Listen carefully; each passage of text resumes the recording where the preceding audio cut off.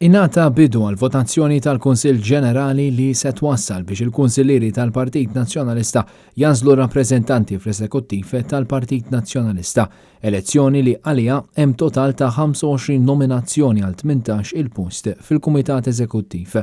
Din il-votazzjoni li qed issir fid-Dar Ċentrali bdiet il-ġimgħa mill-5 ta' wara nofsinhar sad-9 ta' filgħaxija filwaqt li se tkompli s-Sibt mid-9 ta' filgħodu sas-sija ta' wara nofsinhar. Fl-istess ħinijiet f'Għawdex il-votazzjoni qed issir fis-Sub Headquarters tal-Partit Nazzjonalista f'Tasannat. Fl-aħħar sigħat ivvota wkoll il-kap tal-Partit Nazzjonalista Bernard Grech li min-naħa tiegħu se jkun qed jagħmel diskors fl-għeluq tal-Kunsill Ġenerali li jiġi fit-tmiemu s-Sibt. Fl-istess ġranet issir ukoll l-elezzjoni għal President tal-Kunsill Ġenerali tal-Partit Nazzjonalista fejn f'dan il-każ l-elezzjoni tkun dik ta' konferma.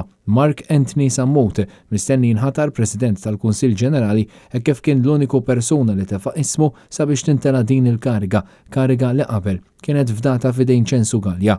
L-elezzjoni għal membri tal-Kumitat Eżekuttiv tikkonsisti f'erba' listi, waħda bl-ismijiet taż-żgħażagħ, waħda tal-Awċin, lista tan-nisa u l-istoħra tal-irġiel.